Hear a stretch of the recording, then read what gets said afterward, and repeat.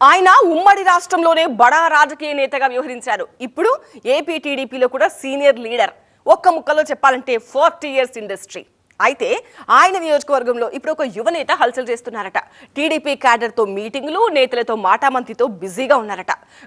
గ్రామాల తిరుగుతూ టీడీపీ వ్యవహారాన్ని కూడా చూస్తున్నారట. ఆయన ఎవరో కాదు, ఈ సీనియర్ లీడర్ కుమారుడేనట. ఆయన తండ్రి వారసత్వం కోసం తెగ కష్టపడుతున్నారా?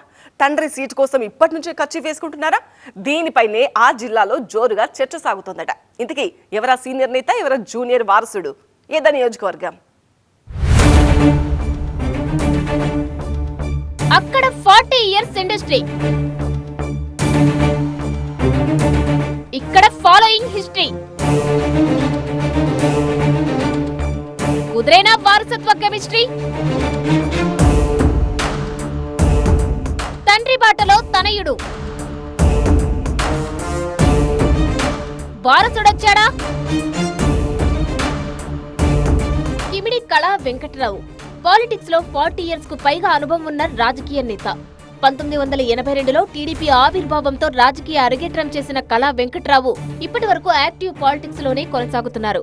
కళా వెంకట్రావు 6 సార్లు ఎమ్మెల్యేగా, రాజ్యసభ సభ్యుడిగా, టీడీపీ చైర్మన్ గా, టీడీపీ రాష్ట్ర అధ్యక్షుడిగా పనిచేశారు. హోం, మున్సిపల్, విద్యుత్తో పాటు పలు కీలక శాఖలకు మంత్రిగా వ్యవహరించారు. ఏపీ రాజకీయాల్లో తనకంటూ ఒక ప్రత్యేక ముద్ర వేసుకున్నారు.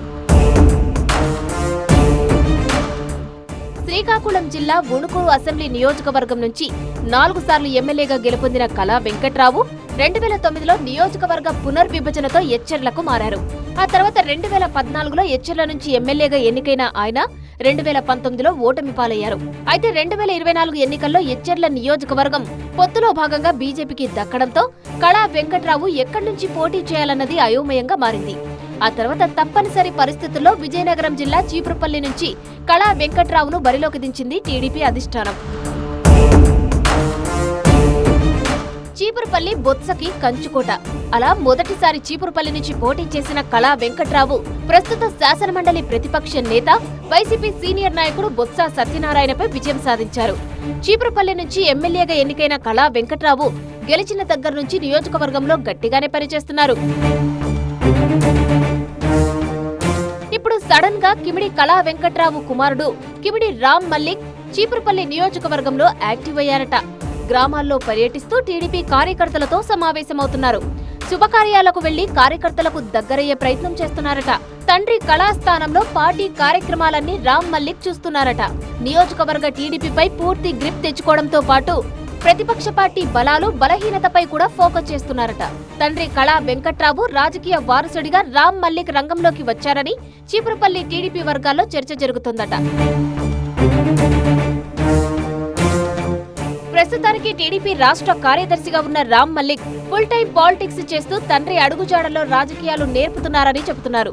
రాబోయే ఎన్నికల్లో తన స్థానంలో తన రాజకీయ వారసుడు రామ్ మల్లిక్ ను చీపురుపల్లి నుంచి బరిలోకి దించేలా ఇప్పటి నుంచే కళా వెంకట్రావు రంగం సిద్ధం చేస్తున్నారని టాక్ నడుస్తోంది.